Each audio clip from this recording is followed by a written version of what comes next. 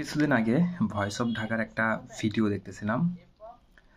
ভিডিওটা এরকম ছিল যে একটা লোক সকালবেলা বের হইছে। সে অনেক মানে ভালো মন মানসিকতা নিয়ে বের হইছে যে আজকে সে অ্যাকচুয়ালি অনেক কারোর সাথে কিছু করবে না। সকালবেলা ঘুম থেকে উঠে সে একটু হাঁটাহাঁটি করবে, রিফ্রেশমেন্ট নেবে। সো কারোর সাথে কোনো ঝামেলা করবে না।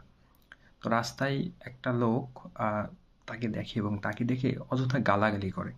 হ্যাঁ, যে লোকটা বলছিল যে হচ্ছে মানে বের হইছে যে আজকে কাউকে কিছু বলবে না, উনি অ্যাকচুয়ালি অনেক জ্ঞানী লোক ছিল। তো ওই যে লোকটা গালাগালি করতেছে, ও জাস্ট দেখার জন্য যে এই লোকটা আসলে আমার সাথে কি বিহেভ করে। তো সেই লোকটা ওই ভদ্রলোকটাকে অনেক গালাগালি করে, মানে অযথা হচ্ছে আপনার যা তা বলে গালাগালি করে তাকে রাগানোর চেষ্টা করে। কিন্তু অ্যাট দ্য এন্ড হচ্ছে সেই ভদ্রলোকটা রাগে না। তো পরে যখন যে লোকটা গালাগালি করছে সে জিজ্ঞেস করে যে আচ্ছা, আপনাকে তো আমি অনেক গালাগালি করলাম, কিন্তু আপনি হচ্ছে আমার সাথে কোনো রিয়্যাক্ট করলেন না কেন?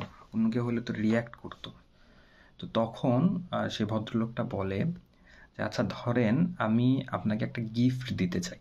হ্যাঁ, এখন আমি আপনাকে একটা গিফট দিতে চাই, আমি হচ্ছে বাজার থেকে সুন্দর কিছু গিফট নিয়ে এসে আমি আপনাকে দিলাম, কিন্তু আপনি সেই গিফটটা নিলেন না।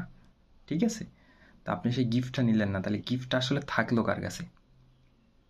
তো সে কিছুক্ষণ ভেবে বলতেছে যে আচ্ছা, গিফটটা যদি আমি আপনাকে দিতে চাই, আপনি আমাকে দিতে চান, আমি যদি না নিই তাহলে গিফটটা আপনার কাছেই থাকবে। তো তিনি তখন বলতেছে যে আপনি যে আমাকে গালাগালি করলেন, আমি যে গালাগালি নিলাম না, তাই গালাগালিটা থাকলো কার কাছে? তো ব্যাপারটা আসলে চমৎকার যে সব জায়গাগুলোতে অ্যাকচুয়ালি রিয়্যাক্ট করতে হয় না, সব জায়গাগুলোতে রিয়্যাক্ট করলে নিজেরই ঝামেলা।